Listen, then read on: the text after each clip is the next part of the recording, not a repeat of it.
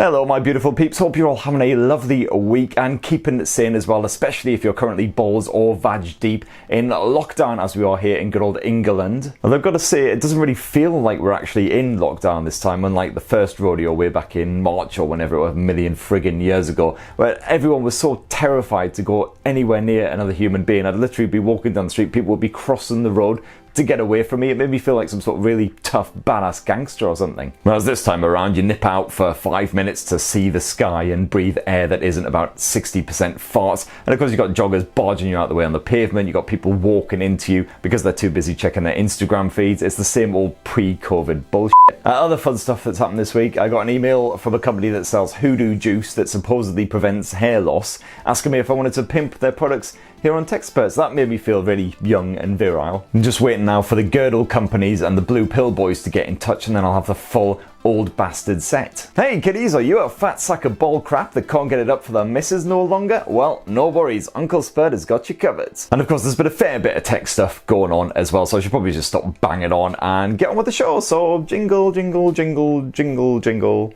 jingle. Spurt Weekly.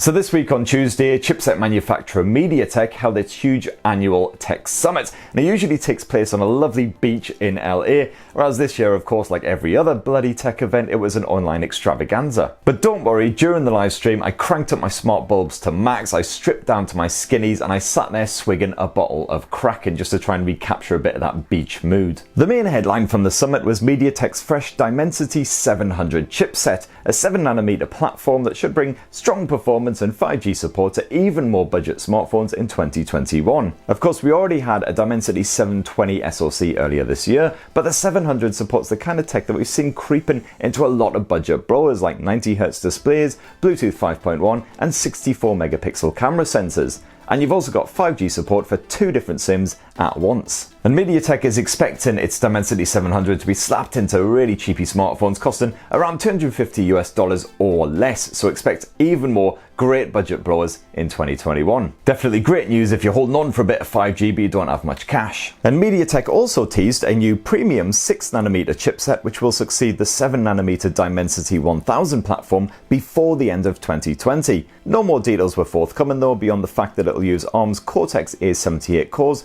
running at a 3 GHz clock speed. Oh, A78, you filthy bugger. Now I know all this chipset talk gets you all hot and sweaty, so I'll stop right there before YouTube bans me for indecency, but here's hoping we see a lot more Mediatek smartphones hitting the UK in 2021 because they've been rather few and far between this year. And this week, Tim Cook also dusted off his best outfit that makes him look like your dodgy Uncle Kevin who no one dares to talk about anymore for yet another Apple launch. This one focused on a pack of new Mac computers and MacBook laptops. Unfortunately, Apple appears to have gone full-on Donald Trump this time around, making absolutely outrageous claims such as this one, that the new MacBook Air with its fresh ARM-based M1 chip is somehow magically faster than 98% of all PC laptops that you can buy right now. But as with a fair bit of what Apple says, this appears to just be some sort of fantastical fairy tale manufactured from children's teardrops and unicorn farts. Apple hasn't actually said what it means by performance for one, straight up GPU grunt, how well it handles certain apps, whatever. And it also hasn't stated which PC laptops it actually compared the MacBook Air with in its little in-house study. Presumably not every single one though. So this presumably will be just like those L'Oreal ads where 90% of women agree, except they only actually asked about 46 women hand-selected by their panel. So come on Apple, just cut the bollocks, alright? Especially because you know what? Your new MacBook Air actually sounds pretty damn good, especially if your other boasts aren't another double helping of bullshit pie. That 5nm M1 platform certainly sounds beefy, while Apple reckons you'll get up to 18 hours of use from a full battery, and that Air will start shipping from November the 17th, starting at a cool grand. Apple also announced a fresh M1ified 13-inch MacBook Pro, which allegedly boasts up to 20 hours of battery action, starting at £1,300. Of course, as always, that's for the absolutely useless base model. If you want a respectable amount of memory and storage, you'll be spunking up hundreds and hundreds of pounds more. Another exciting news, it appears that Huawei is about to sell on its huge Honor smartphone brand to a Chinese consortium, possibly in a matter of weeks or even days. It might even be about to happen as this goes live. And if this sale actually goes ahead, then presumably that'll free Honor from all of the Google-based restrictions that pissed all over Huawei's parade for the last couple of years. So once again, you'll be able to get budget friendly, honest smartphones with all of the Google Play support and full Google services. So I'll definitely be keeping a big old eyeball on that one. Hopefully I have an update for you next week, by which point you'll have already heard the news, no doubt anyway, so I'll just be pissing in the wind as usual, but whatever. And that's about it for news. So now, kiddies, it's time for the part of the show that's about as wholesome and healthy as a deep fried lard sandwich. It's viewer comments. Boop, boop, boop, boop, boop, boop. Viewer comments.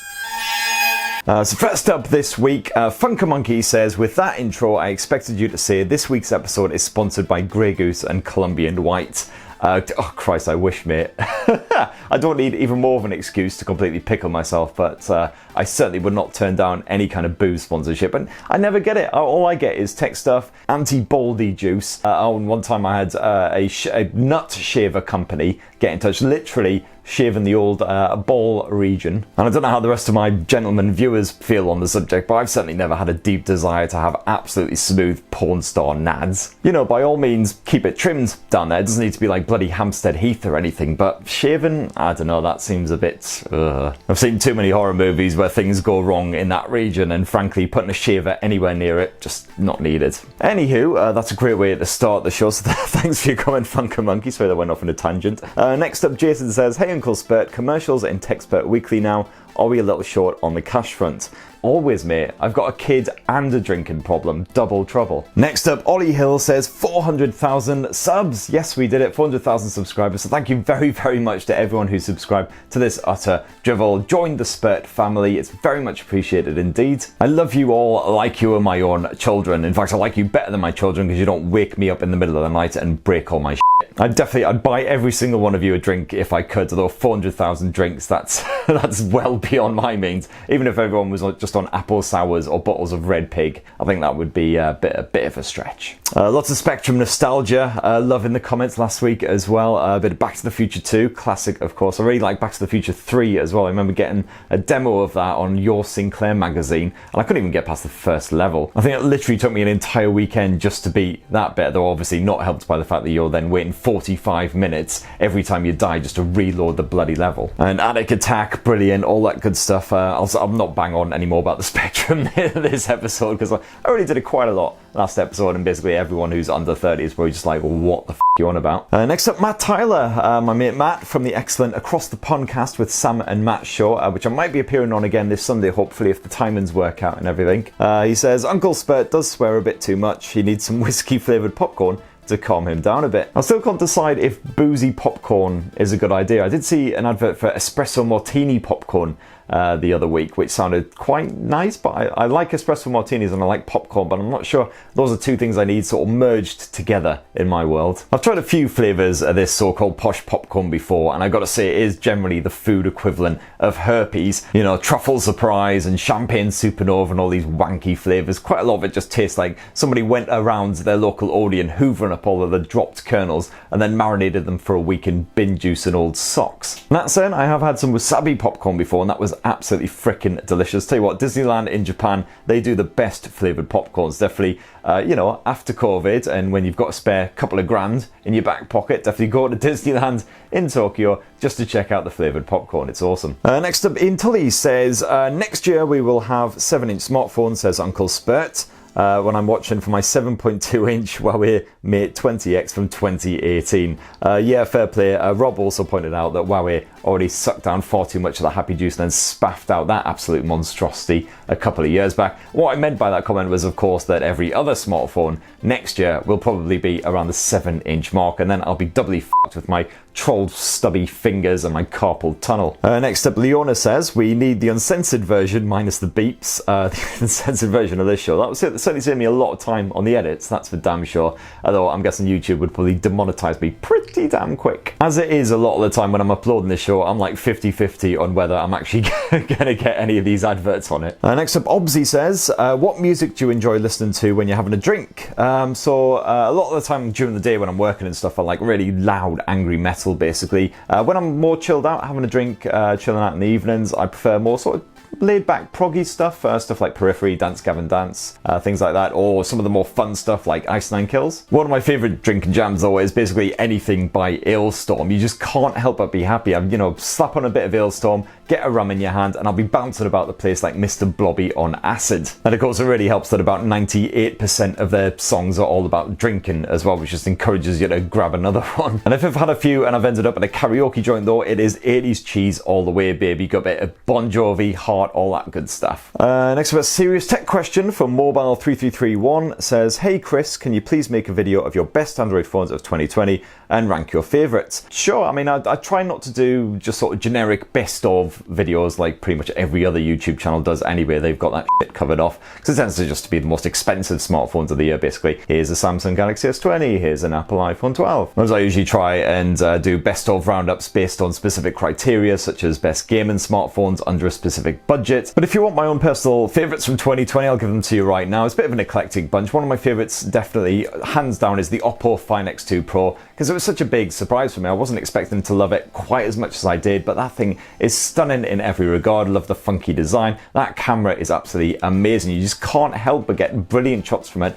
even if you're not even really trying. And definitely a massive fan of the Pixel 4a as well, which was completely expected because I loved last year's 3a too. It's another affordable stock Android smartphone with a brilliant camera. No hesitation recommending that to anyone. And I also got on very well with Sony's Xperia 5 Mark II, which is technically one of the best compact phones of 2020, even though it's still a 6-inch. It just feels great in the hand. The camera tech is fantastic, and the media chops are amazing. If you're a movie fan, a music fan, you'll absolutely adore this thing. And it's great to see Sony concentrating on the mobile gamers as well. That gorgeous full view, notchless screen. You've got all the great gaming tools on there now, and the Call of Duty support as well. You may have noticed I'm a bit of a Call of Duty fan if you've been watching my reviews the last few months. So that's just a few of my favourites. It'd be great to hear you guys' thoughts as well down in the comments. Your favourite phones of 2020 so far. There's probably not too many lingering on the horizon now, just a few more budget sort of friendly ones. Next up, it's time for the segment Which Won't Bloody Die. It's which crap celebrity do I look like this motherfucking week? Which crap celebrity do I look like this week? So first up, Tosana says, you remind me of Simon Pegg as Scotty in Star Trek. Yeah, I mean, I guess he's another unhealthily pale British lad who looks a bit gormless most of the time, so fair play. And Buster Gonad, great name, great mag, says, you look like a young Sean Connery. Well, I definitely drink like a young Sean Connery. I'm not sure if that really counts. And I've also a couple of times woken up wearing that same outfit from Zardoz as well. But of course, rest in peace, Sean. Started some of my favourite films back in the day. Bit of Untouchables, freaking amazing film. Highlander, love that as well. Highlander 2, not so much. Moving on, Danger Zone says, what happened to your last video? The one where there was no sound for the second half. Yeah, that was the best budget phones one from last year. Yeah, really weird. It was absolutely fine when I processed it, and then when I uploaded it, clearly something happened in the transition from my hard drive to friggin' YouTube. So yeah, that was great fun. And of course, I didn't realise that it f***ed up until people started messaging me while I was doing my weekly grocery shops. There I was in the middle of Tesco's, shaking my fist at the ceiling, going, YouTube! Like I was in bloody Wrath of Khan or something. Next up, Christopher says, do we need to get you some help? Just a little bit concerned. I can only assume that you're new to this channel. Don't worry, this is perfectly normal. It's not even the new normal, this is just the same old bullshit normal that's always been going on here. We better make this last one as well, because I'm really losing time now. So Fridger says, with so much incredible entertainment on offer, like Planet Earth documentaries and Christopher Nolan movies, good choice, love a bit of Chris Nolan, why do I choose to watch your face talking about cheap Chinese phones for 90% of my recreational time? Weird. I honestly do not have an explanation for that, my friend. It's just one of those sort of unsolved mysteries, I guess. But I do really appreciate all you crazy morphos tuning in every week to this bullshit. I guess the world is just that little bit more mental than even the mainstream media gives it credit for. But that's all we've got time for this week. So thank you very much to everyone who commented last week. Apologies if I didn't get to your comment. Please do comment down below, questions, theories, whatever you like. Which more bold, pale British people do I look like? I've got just about enough time to skim ahead and look at next week in the world of tech. And it looks like a new phone is launching on Thursday morning, UK time, so expect a special unboxing and a bit of a f*** about with that. And also, the more observant of you guys might have noticed that I've been wielding the iPhone 12 during this. I've actually had it for close to a month now, but I've only been using it this past week as my full-time smartphone. And my full review should be going live, hopefully early next week. So yeah, definitely strap yourselves in for that bad boy. I'm certainly braced for a huge amount of love from the Apple fans in the comments of that one, definitely, as usual. You know I love you, Apple, don't you? Really? Yeah. And that's it, so thank you. If you haven't joined the Spurt family yet, please do poke subscribe, ding that notifications bell, and have yourselves a lovely weekend. Cheers everyone, love you!